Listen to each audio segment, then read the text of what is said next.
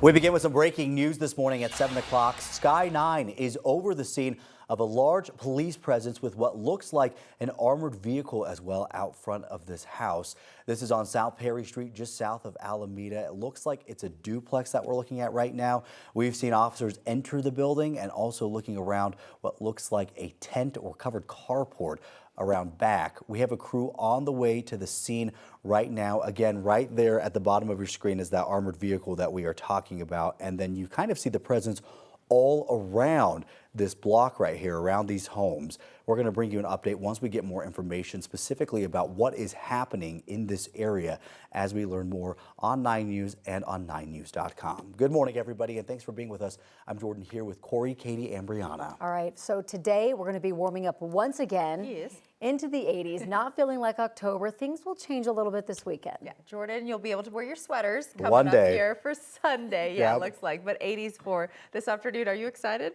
Listen, I'm going to live it up for one day. Y'all are going to be sick of me. We're talking t-shirt, tank top weather for this afternoon. A lot of sunshine out there this morning. It has cooled to the 40s and 50s across the plains, giving you a live look from our VR wireless camera out in Lyman. Temperature-wise, though, around 10 degrees above average for both our overnight lows and daytime highs. An absolutely majestic shot of Long's Peak as the sun comes up there over Rocky Mountain National Park. Temperatures in the high country as well, 60s and 70s at the valley level for our northern and central mountain towns. A beautiful shot of downtown Denver as well. And temperature-wise, it's going to be 80s for today, tomorrow, and around 80 degrees on Saturday. That is all ahead of our next cold front. It's set to roll in this weekend. It'll drag in more mountain moisture. So for the day on Saturday, do expect scattered storms and showers over Colorado's high country, staying cool and unsettled to wrap up this upcoming weekend. But for this Thursday, October 2nd, temperatures right now in the upper 40s, Greeley to Firestone, mid 50s in Castle Rock. The mountains this morning mainly in the 30s off to our west, Vail, Granby up into Steamboat Springs. Your hourly planner here over Metro Denver. Sunshine galore, not a lot of cloud coverage, dry conditions, quiet and calm. Highs today at 83 degrees in Denver, mid 80s out east near Burlington, and high 80s into Sterling.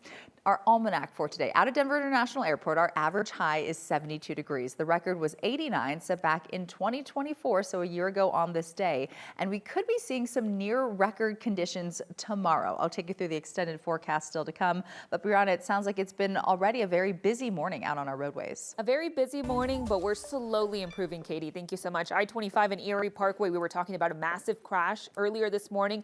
I was issuing a traffic impact alert. That is no longer the case because now all the first responders that were on scene and all the vehicles that were involved in this crash have moved to that right shoulder. You can see the line of cars that we're seeing on that right shoulder because of that crash that happened earlier this morning. Again, this is northbound I-25 at Erie Parkway. We are seeing some type of improvement because everyone moved to that right shoulder, so those drive times not looking bad. So I do want to switch things over to our main maps, kind of show you those drive times and zoom into that area. So I just checked the latest drive times that we have. It was improving, I promise, 6 miles per hour, but we are slowly starting to see that area kind of clear up, but you can see the residuals delays that we're seeing right behind that crash. A little further down south, right near Thornton Parkway, we were also tracking a crash right near the North Galena area.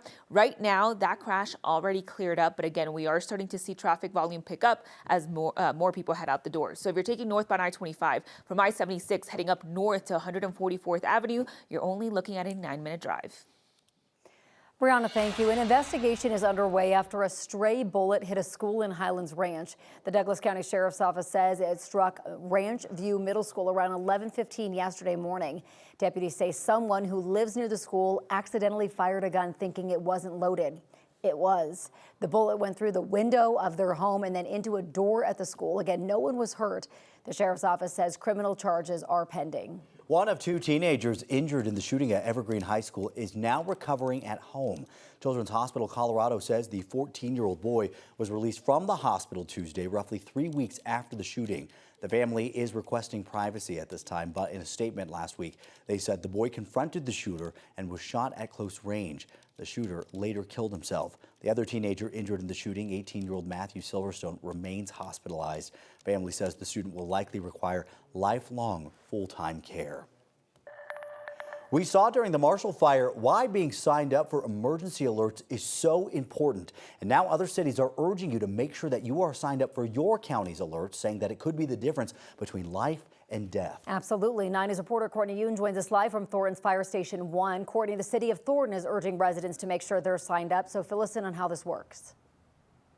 Yes, that's right. Good morning, Corey and Jordan. You have to sign in. You must opt in to be able to get these emergency alerts from first responders like here at the Thornton Fire Department. And the city of Thornton tells us right now only about 10% of their population is actually signed up for their emergency notification system called Code Red. It's the main system that the city uses for emergency notifications and the primary way fire, police, and dispatch communicate to the public. Messages could include anything from natural disasters like flooding, wildfires, tornadoes, or human-caused activity. You could also get alerts about police activity, evacuations, shelter-in-place orders, and notices to boil water. Emergency Manager Ryan Doyle says they've been using the system since 2017. He says he wants residents and people who spend time in Thornton to sign up and stay in the loop so first responders can focus on addressing life safety emergencies. There's a very low opt-in rate for these emergency notification systems in every community. And I know there has been conversations at higher levels of government, at the state level, the federal level, about trying to improve emergency notification reach and capability. And if you would like to sign up for Thornton's Code Red emergency alert system, that website is actually on your screen right now. It's free and it just takes a couple of minutes to register. The city of Thornton also encourages residents to look into other jurisdictions and cities where they spend a lot of time to sign up for the emergency alerts there so that they can stay informed wherever they go. Live in Thornton, Courtney Yoon, 9 News. Courtney, thank you. So this morning we enter day 2 of a government shutdown. This is a live look at the nation's capital where senators will not be in session today in honor of the Jewish holiday Yom Kippur. So no opportunity for votes that could reopen the government. The shutdown is expected to last until at least Friday. Right now, thousands of essential aviation workers are being told work now, get paid later. With Congress failing to agree on a funding deal, the Federal Aviation Administration and other agencies are entering furlough mode. The FAA has already posted a warning that parts of the Department of Transportation are officially in shutdown status. That means more than 13,000 FAA employees are being told to stay on the job during the shutdown, raising concerns about safety and staffing shortages. TSA agents are also expected to keep working through the government shutdown without pay. During the last government shutdown, TSA reported a national absence rate of 7.6%. That's more than double the number of sick calls compared to the year before. With the government shutdown, the Bureau of Labor Statistics is closed, so that means weekly jobless claims won't be released today as usual. And Friday's key jobs report is also on pause until Congress strikes a funding deal. Payroll processing company APD did release some jobs numbers for September, which is likely to be the only jobs report that we get this week. APD found that U.S. companies shed 32,000 jobs in September, a decline that feeds into the growing concern about the falling job market. ADP was expected by Wall Street to report job growth of 45,000. We're going to keep following developments out of Washington as this shutdown continues. You can stay up to date by signing up for push alerts on our free 9 News app.